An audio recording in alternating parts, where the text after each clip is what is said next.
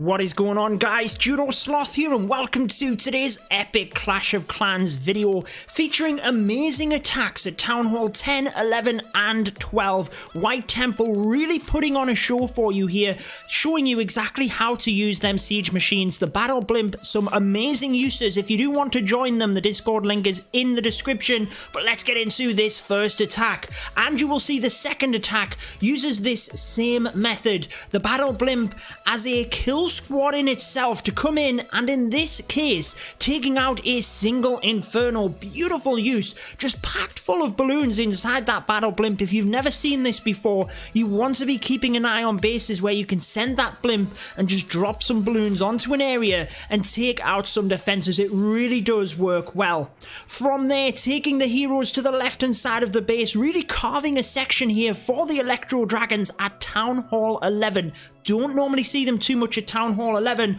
but once the heroes have done their job here, look at the defenses on the right side of the base. They're so clumped together. Here come them Electro Dragons with the chain lightning, able to just fly right the way through them defenses. No problem at all for them.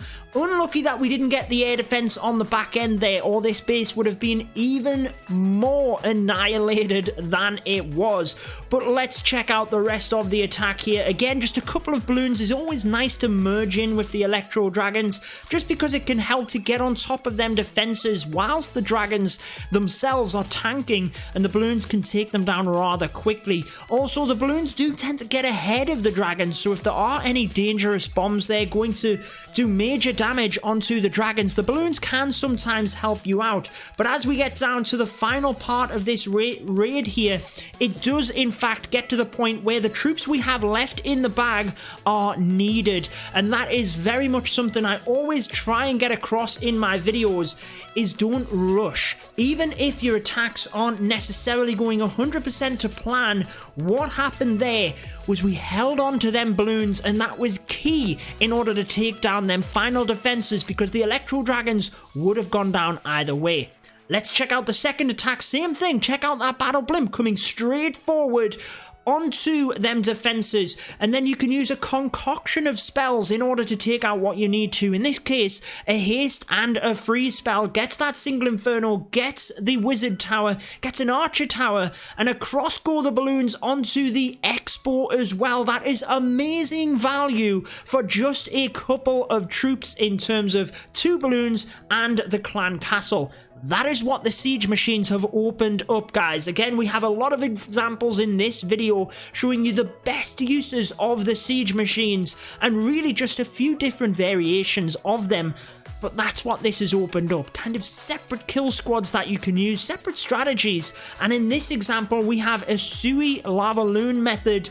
And really, it's kind of a triple phased attack now. The heroes in themselves here, being the suicide heroes, are actually the second phase of the attack. The Battle Blimp has already taken out the defenses in that top area, and some key defenses as of that. Then when the heroes have taken out the area right to the west there, you can see that entire section, that kind of cut off of the base, is gone. We now know that the lavaloon will concentrate over the thick area of defenses here, and it just means you can use your spells so much more wisely. That's exactly what this does. It concentrates the fire of the balloons onto the defenses. They're not kind of flying all around the base, and you can use the spells wisely in order to hit most of the balloons. You're not kind of using spells on clumps of balloons. As they get across to the final defenses here, again, using their main spells on the big groups of balloons. You can see we have 2 wizard towers where the heal spell really needs to be used, and we sacrificed the balloons at the top because there wasn't that big of a group of them. The balloons at the bottom here are a much larger group. That's where we're going to prioritize that spell, get through them wizard towers. And this, honestly guys, this was a fantastic war for White Temple. Obviously you guys will know Forbidden, very top-notch clan. This is Forbidden Junior, very competitive, and it was just a fantastic war.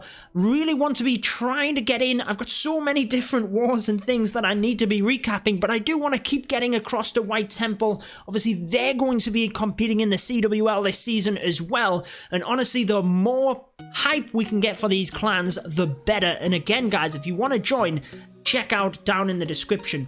Here's where the Wall Wrecker can help out. This one, a Falcon attack strategy. Again, you can see the town halls on the opposite side of the base trying to defend against these siege machines and not get you good value from the Wall Wrecker. But in this case, because the queen is reachable from the opposite side of the base, it does actually mean that we can press in and still get a lot of value from the kill squad. Once we've created that funnel, in goes the Valkyries and the bowlers, and they are just going to chop through this base in itself. The Wall Wrecker, yes, it opens up a few of the wall compartments, but the Valkyries are going to get in there anyway. Really what that Wall Wrecker is doing is helping to tank for the Valkyries and then reinforcing the troops. What you can actually do is sometimes, not always the best in terms of Valkyries, because the Valkyries tend to run ahead of the Wall Wrecker, but if this was more of a mass bowler or a bow witch attack, you might actually reinforce it with more giants or a golem in the Wall Wrecker itself, because it tends to get ahead of them, so it will then attract the defenses,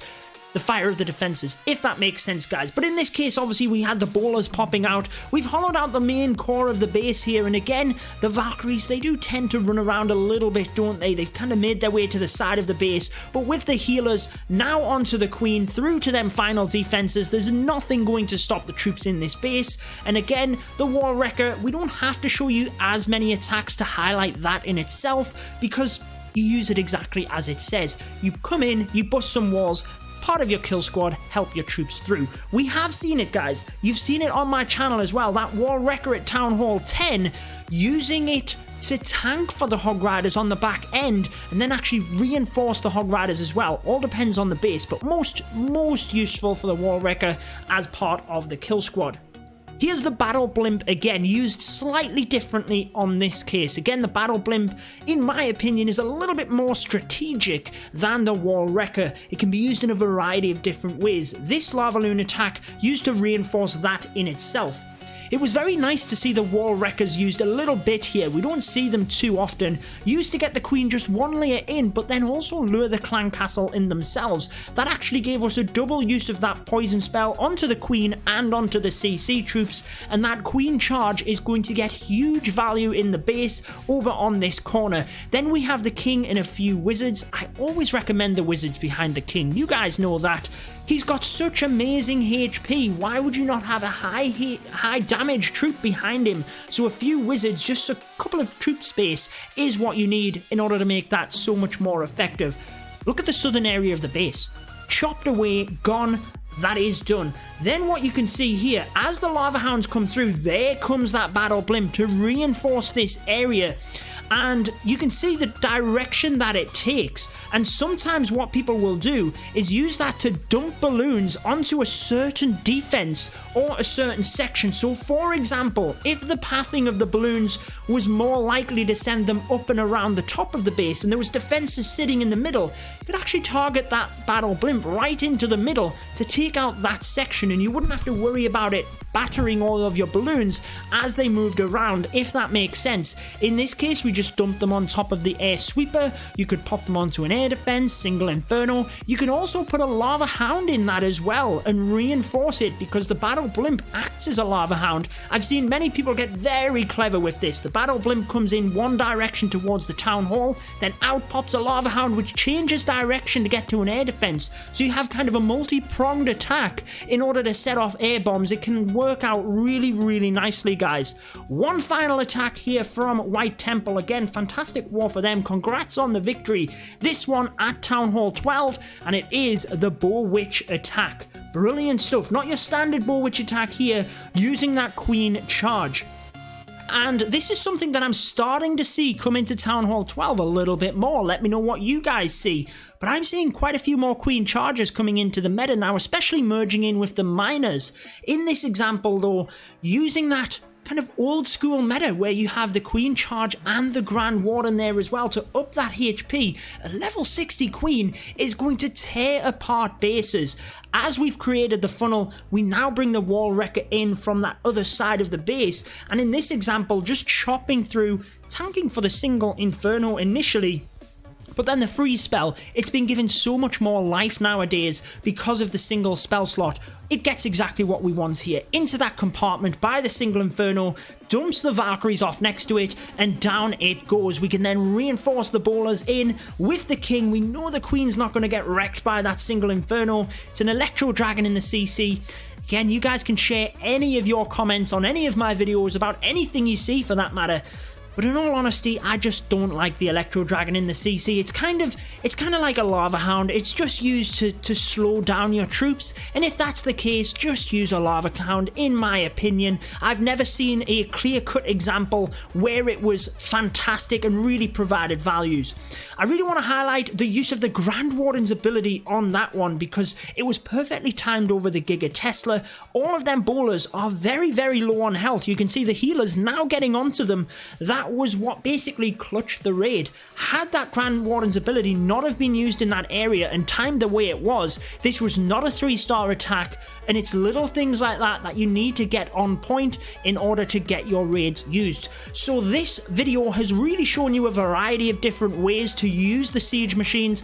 I've also explained a couple of ways as well, not necessarily showed you the examples, and highlighted the fantastic clan that White Temple is. That's going to wrap it up for this one. I've been your host, Judo Sloth, and until next time, peace out.